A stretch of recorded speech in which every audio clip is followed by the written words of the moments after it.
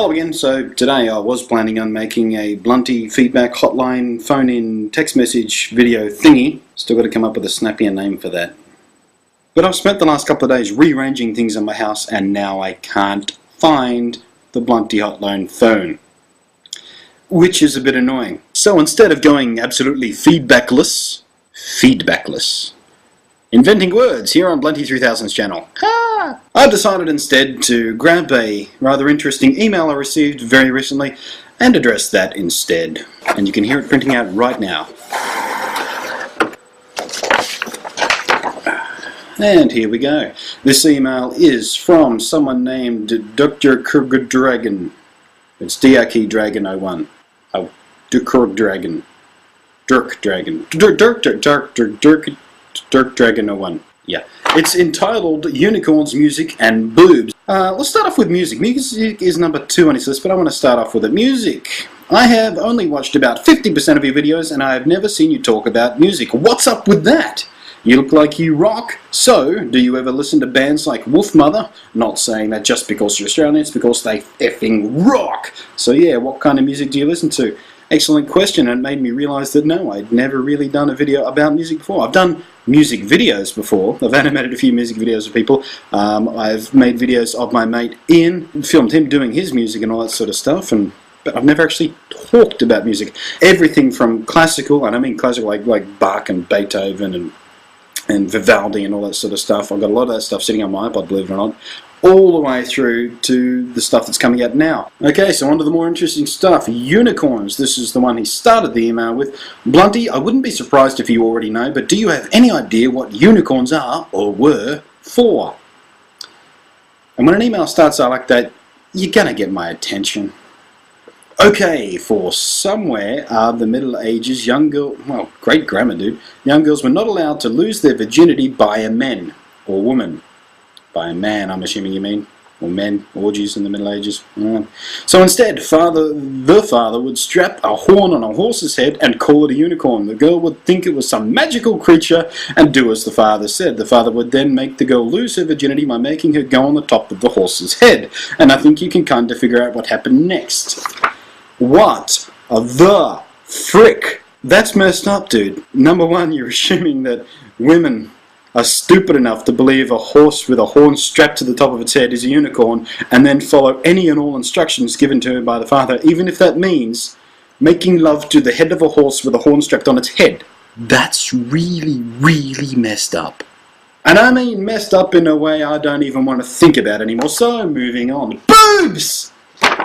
And you all know that now. Boobs are one of my favourite things to talk about on video, because boobs are magnificent, and I've made several videos about boobs!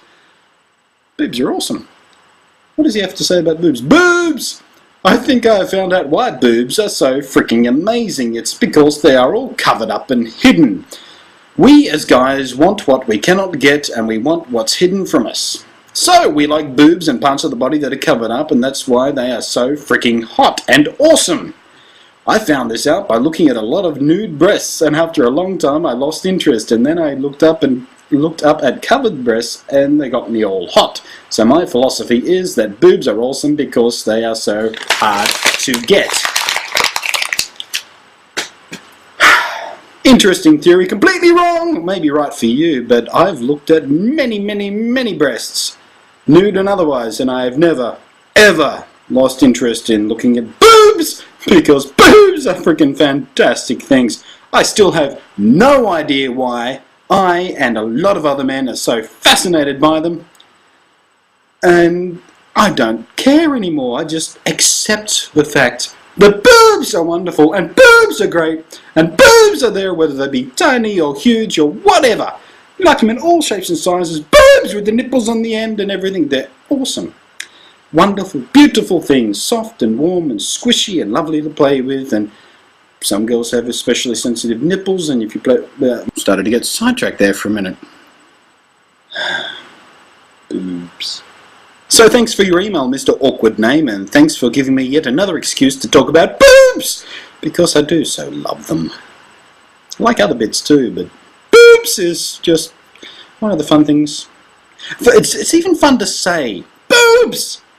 Breasts, is a bit of an awkward word. It's got that tss sound at the end. Breasts. Doesn't. Boobs sounds wonderful. Jiggly bits. Tits. I don't like tits so much. Tits is a bit harsh.